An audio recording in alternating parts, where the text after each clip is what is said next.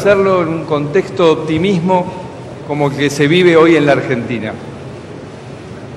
Y lo comparto porque hemos empezado una nueva etapa en nuestra vida democrática, llenos de ilusiones. Y más allá de las diferencias que hay y deben existir entre los distintos bloques de este Congreso, tenemos grandes coincidencias. Queremos una Argentina desarrollada y queremos el bienestar de nuestra gente. Entonces, los invito a que focalicemos nuestras energías en tratar de ver cómo hacemos crecer este país, cómo mejoramos su educación, su salud, su seguridad, cómo generamos empleo, cómo reducimos la pobreza y llevamos felicidad a todos los argentinos. Llevamos años, donde la brecha entre la Argentina que tenemos y la que debería ser es enorme. Y ello nos ha llevado a enojos, a resentimiento, a una búsqueda permanente del enemigo o el responsable, interno o externo, de que por qué nos faltan las cosas que nos correspondían. Y hasta nos llevó a aislarnos del mundo, pensando que el mundo nos quería hacer daño. Y de nada sirvió esa búsqueda de falsas culpas y causas.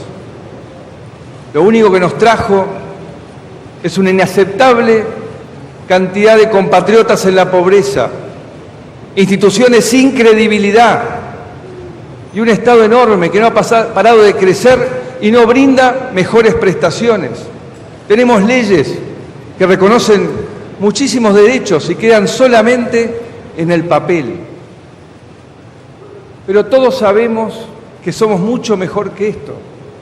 Claro que sí, somos un gran país con una enorme potencialidad y vamos a salir adelante por la capacidad, por el talento, por la creatividad y la fuerza de nuestra gente. Pero lo primero que tenemos que hacer es reconocer que no estamos bien, aunque nos duela, aunque cueste, pero es la forma de poner el punto de partida en búsqueda de ese horizonte que todos soñamos. Y hoy vengo acá a proponerles una hoja de ruta en la cual espero que se apasionen y que se enamoren de ese futuro que podemos conseguir. Nos toca gobernar en un año histórico, el año del Bicentenario. Espero que todos estemos a la altura de los desafíos.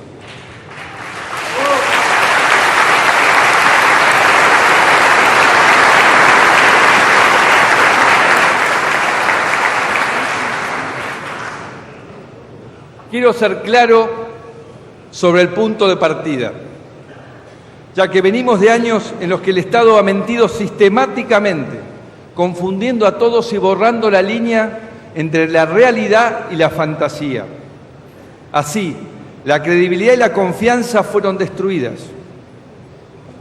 Encontramos un Estado desordenado y mal gestionado, con instrumentos de navegación rotos. Se ocultó información, faltan documentos, no hay estadísticas, cuesta encontrar un papel.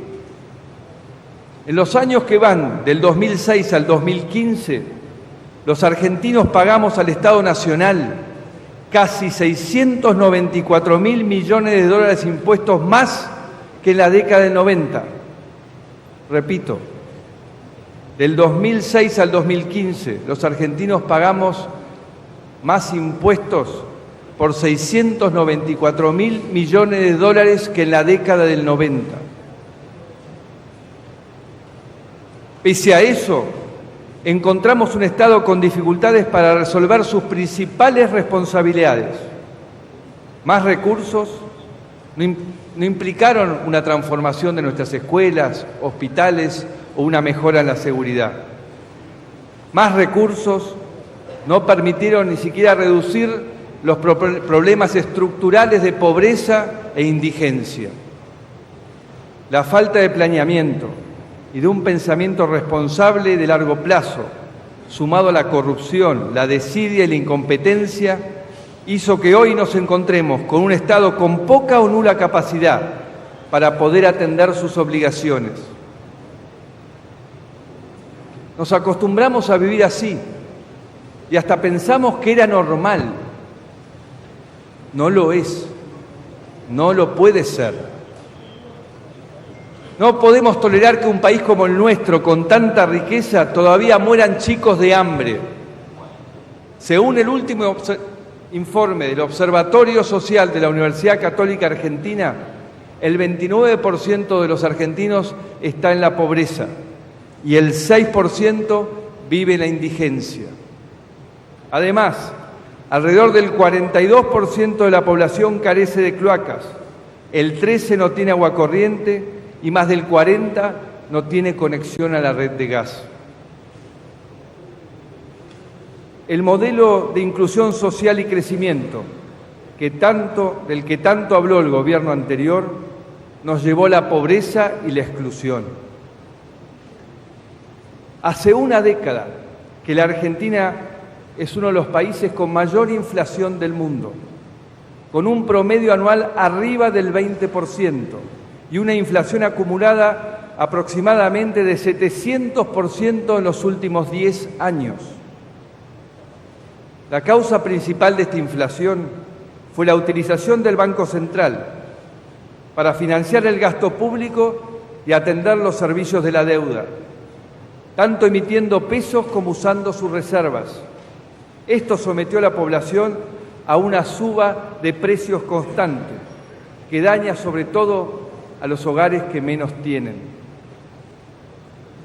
Aún con casi 694.000 millones de dólares de ingreso extra, encontramos un Estado cuyo déficit es uno de los mayores de la historia de nuestro país, 7% del PBI. Esto quiere decir que a pesar de contar con tantos recursos, el Estado gastó más de lo que podía, emitió de manera irresponsable y generó inflación.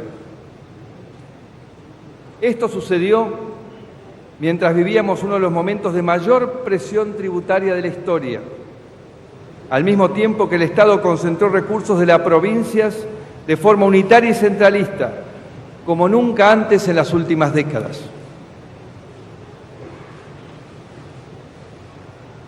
Hace 13 años, en este Congreso, el presidente Néstor Kirchner habló de la importancia de los superávit gemelos, especialmente del superávit fiscal.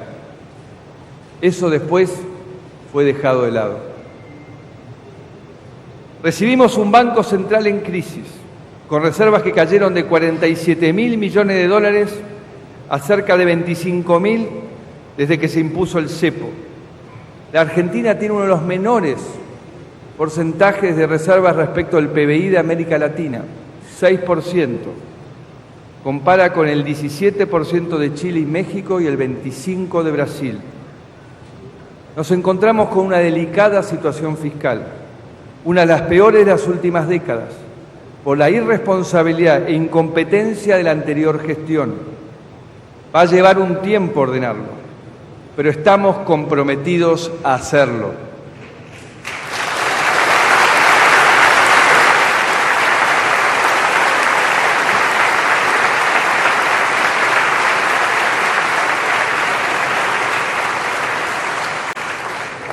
Nos encontramos con un país lleno de deudas, deudas de infraestructura, deudas sociales, deudas de desarrollo.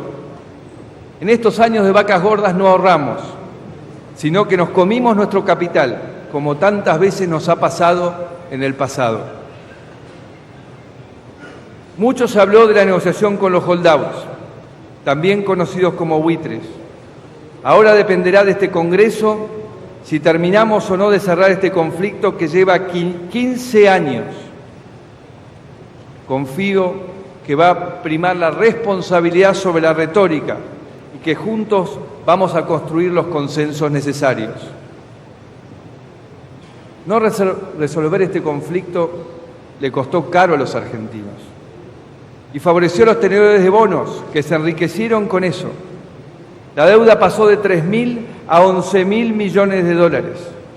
Y mientras esa deuda aumentaba, se pagó el Club de París sin negociar, intereses y punitorios. Y lo peor es que seguimos teniendo la peor calificación en ese instituto de crédito. Calculamos que el no acceso al crédito le costó a la Argentina 100.000 millones de dólares y más de 2 millones de puestos de trabajo que no se crearon. Durante los últimos 4 años no creció el empleo en la Argentina, tanto por la inflación como por las trabas que ponía el Estado a las personas y las empresas. Cepo cambiario, restricciones para importar, para exportar, retenciones. El Estado fue obstáculo en vez de ser estímulo y sostén. Alrededor de 1.200.000 personas están desempleadas y hay aproximadamente 3.800.000 argentinos que trabajan en negro. Una deuda muy grande que tiene nuestro país. El trabajo en negro pone a los trabajadores en una situación muy vulnerable. Lo que sí aumentó fue el empleo público, pero sin mejorar los servicios que presta el Estado. Nos mintieron, camuflando el desempleo con empleo público. Entre 2003 y 2015, la cantidad de empleados públicos creció un 64%. Pasó de aproximadamente 2.200.000 empleos en el 2003 a 3.600.000 en el 2015. Encontramos un Estado plagado de clientelismo, de despilfarro y corrupción. Un Estado que se puso al servicio de la militancia política y que destruyó el valor de la carrera pública. Mucho de esto se explica por la corrupción. Ocupamos el lugar 107 entre los 168 países del ranking de Transparencia Internacional, muy por debajo de Uruguay y Chile y también por debajo de Cuba, México, Brasil, Colombia y Bolivia. La corrupción mata, como lo demostró Cromañón, la tragedia de Once y las rutas de la muerte. En cada área de gobierno hemos encontrado ejemplos de falta de transparencia, ineficiencia y, en muchos casos, corrupción. La corrupción no debe ni puede quedar impune. Debemos darle todas las herramientas al Poder Judicial para que trabaje en forma independiente, pero con tiempos veloces. También fortaleceremos la Oficina Anticorrupción que encontramos desmantelada. Mayor gasto público no implicó mejores políticas públicas. Una de las principales responsabilidades del Estado es cuidar la seguridad de los argentinos. Nos encontramos con un Estado débil, con fuerzas de seguridad mal equipadas, mal remuneradas, mal entrenadas y maltratadas. Un Estado con poca o nula capacidad de investigar y prevenir. Entre la incompetencia y los traumas ideológicos, casi todas las políticas de seguridad de los últimos años han sido un fracaso. Es por eso que los argentinos hoy tienen miedo y se sienten desprotegidos. Tenemos un muy preocupante panorama en materia de violencia, crimen, tráfico de drogas y de personas, producto de estas malas políticas. La inseguridad no es una sensación, es un flagelo que ha sido negado sistemáticamente, generando otra violencia, la verbal, la denigración del sentir de que el Estado no solo no te cuida, sino que te falta el respeto. Desde el 2008 no se publican los datos del delito. Los primeros datos que pudimos relevar nos indican que estamos en 3.400 homicidios por año, lo que representa un aumento del 40% respecto del 2008. Hoy, la Argentina es un país próspero para los narcotraficantes. Somos un país que recibe droga, la transforma, la vende internamente y la exporta a Europa, África, Asia, Australia, Medio Oriente y a países vecinos como Chile y Uruguay. Según la Oficina de Naciones Unidas contra la Droga y el Delito, la Argentina es el tercer país proveedor mundial de cocaína. El consumo ha crecido exponencialmente empujado por un narcotráfico que se siente libre para expandirse. Nuestras fronteras están virtualmente indefensas, ya que solo el 17% está radarizado y encima nuestra capacidad de defensa aérea es muy escasa. De hecho, todo nuestro sistema de defensa está desatendido, con aviones que no vuelan, unos pocos barcos que funcionan y escasez de equipamiento en todas las Fuerzas Armadas.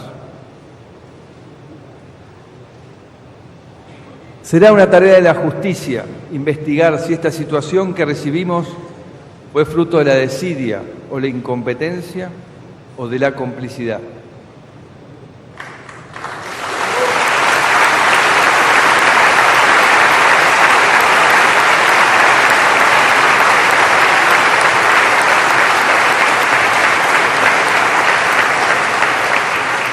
La educación pública